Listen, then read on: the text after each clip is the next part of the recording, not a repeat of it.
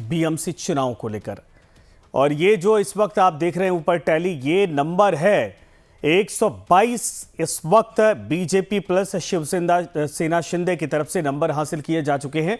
70 पर जो उद्धव गुट है वो सिमटता हुआ दिखाई दे रहा, और कांग्रेस और बाकी जो साथी हैं उनके अलायंस में 13 सीटें जाती दिखाई दे रही। लेकिन ये जश्न का माहौल आप देखिए, बीजेपी दफ्तर हो, शिवसेना का मुख्यालय हो, जो शिवसेना शिंदे गुट का मुख्यालय है, और दोनों के बाहर इसी तरीके से अमूमन जश्न का माहौल है। आप देखिए कार्यकर्ता झूमते गाते नाचते दिखाई दे रहे हैं, एक दूसरे को मिठाइयां खिलाई जा रही हैं, क्योंकि जो 114 का यहां पर नंबर है बहुमत का, उसको बीजेपी और शिवसेना शिंदे गुट ने हासिल कर लिया है, उससे आगे निकल गई है।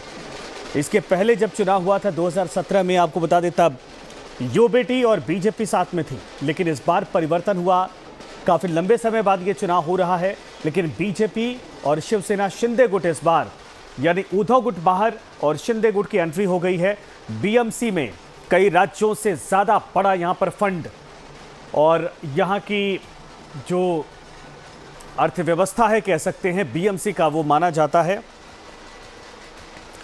और ऐसे में अब बीजेपी और शिवसेना शिंदे, समझिए बीजेपी का अब इस पूरे मामले पर कब्जा हो चुका है, और इसीलिए बीजेपी के दफ्तर के बाहर आप देख रहे हैं जिस तरीके से माहौल यहां पर है, जश्न का माहौल, वो दिखाता है कि कार्यकर्ताओं ने जो मेहनत की, या फिर ये कहा जा सकता है कि जो सरकार का भरोसा है लोगों के अंदर, वो अब इन नंबरों में झलक रहा है। डीके दुबे इस वक्त हमारे साथ है, पॉलिटिकल एक्सपर्ट, आपका स्वागत है। और साथ में कुछ और मेहमान जुड़ रहे हैं इस वक्त। प्रदीप सिंह जी भी हैं, राजनीतिक विश्लेषक, और नासिर हुसैन साहब है, प्रवक्ता कांग्रेस से। आप सभी का स्वागत है, वेलकम है। शुरुआत में करना चाहूंगा डीके दुबे जी आपसे ही। 122 पहुंच गए, 114 ही चाहिए था। इस बार यूबीटी शिवसेना बाहर, और जो शिंदे गुट की शिवसेना है वो बीजेपी के साथ यहां पर मेयर बनाने की तैयारी कर रही है। यानी अब साफ तौर पर कुछ बचा नहीं है, सब कुछ साफ हो चुका है, और बीजेपी का बीएमसी पर भी कब्जा हो चुका है। क्या यह किसी चेहरे की वजह से है, या जो चुनावी माहौल बन रहा था उसकी वजह से है, खूब हिंदू मुसलमान किया गया, या फिर विपक्ष के तौर पर उतना मजबूत इस वक्त महाराष्ट्र में नहीं है बीजेपी के सामने? देखिए, जो मैं समझता हूं महाराष्ट्र की पॉलिटिक्स के विषय में, वो ये है कि शिवसेना, जो शिवसेना बाला साहब की शिवसेना हुआ करती थी, वो शिवसेना अभी अपोजिशन में दिखती नहीं। अपोजिशन से मतलब है कि यूबीटी में दिखती नहीं।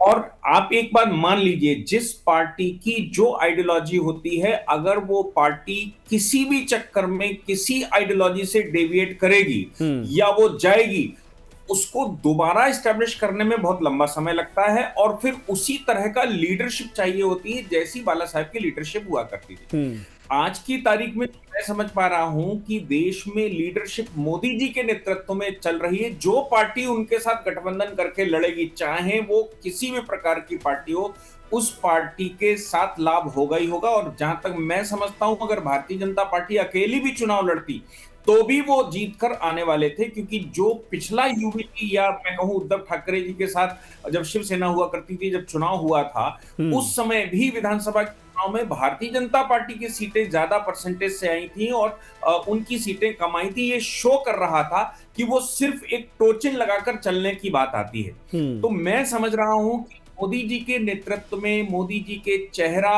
और जो महाराष्ट्र में सरकार चल रही है इस समय की, उसकी गतिविधि, और खास तौर से आइडियोलॉजी, तो आइडियोलॉजी का ये नंबर है, वर्क का ये नंबर है, मोदी जी के चेहरे का नंबर है, वहां की सरकार का एक्टिविटी है, और उससे ज्यादा जो ओरिजिनल पार्टी है, पार्टी यूबीटी ने जिस प्रकार से अपना रुख बदला है कांग्रेस की तरफ, या अपना विचार ही मूल बदल दिया, तो देखिए, जो मूल विचार बदलकर चुनाव लड़ेगा और डेविएट करेगा, तो निश्चित बात है कि उसको खामियाजा भुगतना। अच्छा, कुछ लोग ये भी कह रहे हैं कि इस बार चूंकि महाराष्ट्र में अब देवेंद्र फडणवीस जैसा कोई नेता है नहीं, और जब सीएम का नाम आया, खुद चुनावी मैदान में उतरे, सबसे मजबूत, चूंकि बीजेपी के पास लीडरशिप है वहां पर, उसका असर था।